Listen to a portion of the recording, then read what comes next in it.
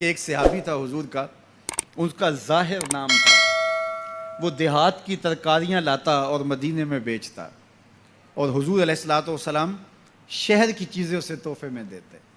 ایک دن وہ کوئی چیز بیچ رہا تھا، حضور پیچھے سے گئے اور چپکے سے جا کے اس کی آنکھوں پہ ہاتھ رکھ لیا۔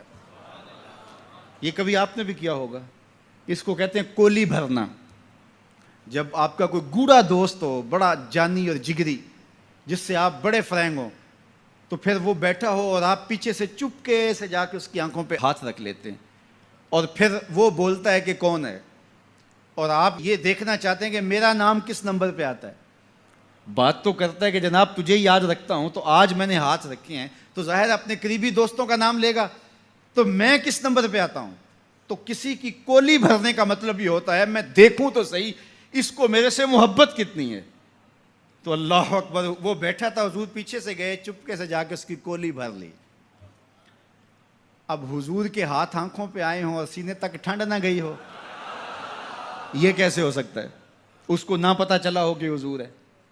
بلکہ حدیث میں آتا ہے کہ وہ بولتا نہیں، حضور آنکھیں دبا رہے ہیں اور وہ بولتا نہیں، بلکہ جب اس کو یقین ہو گیا کہ حضور ہی ہیں تو اس نے اپنی کمر کو پیچھے حضور کے سینے سے جوڑ کے رگڑنا شروع کر دیا، اور حضور دبا رہے ہیں کہ یعنی وہ بتائے کہ میں کون ہوں، لیکن وہ بولتا ہی نہیں ہے۔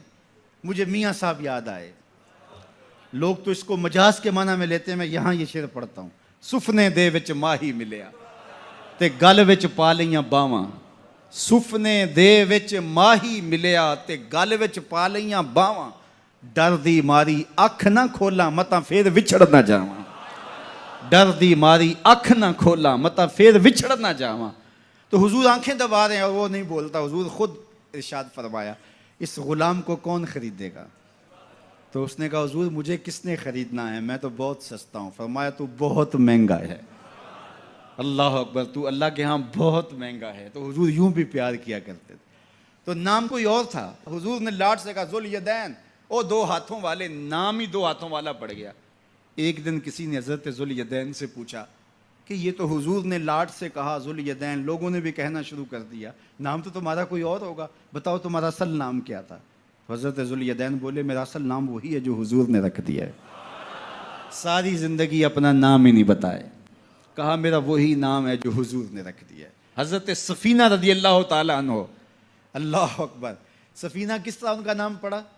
نام اس طرح پڑا کہ جب قافلہ چلتا تھا تو حضرت سفینہ جو ہے وہ پیچھے رہتے، حضور نے کہا کہ تم ذرا پیچھے رہو، قافلے میں سے کسی شخص کی کوئی چیز گری پڑی ہو تو وہ اٹھا لیا کرو۔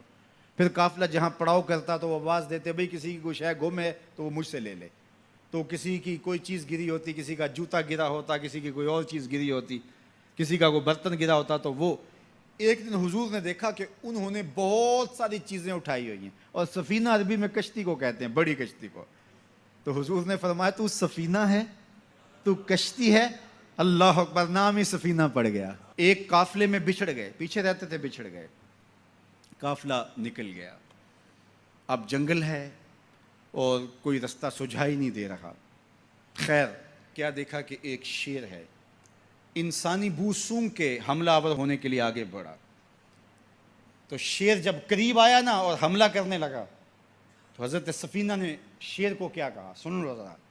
شیر کو مخاطب ہو کے اس کی آنکھوں میں آنکھیں ڈال کے کہا یا ابا الحارث انا مولا رسول اللہ صلی اللہ علیہ وسلم، اے جنگل کے بادشاہ سن، میں رسول اللہ کا غلام ہوں۔ بس آپ کے کہنے کی دیر تھی، اس نے دم ہلانا شروع کر دی، اور وہ آگے آگے چلتا تھا۔ راوی لکھتا ہے کہ وہ آگے آگے دوڑتا تھا اور آوازیں نکالتا تھا، اور اگر اور کوئی جانور ہوتا تو اس کو بھی کہتا پیچھے ہٹو۔ وہ پروٹوکول گاڑی نہیں ہوتی، وہ پروٹوکول کے طور پہ آگے آگے چل رہا تھا، یہاں تک کہ قافلے تک پہنچا کے پھر واپس آتا ہے۔ جو خدا اور رسول کا ہو جاتا ہے زمانہ اس کا ہو جاتا ہے۔ تو کہا کہ تم کس کی تلاش میں لگے ہو، آؤ ذرا ان کے ہو کے تو دیکھو۔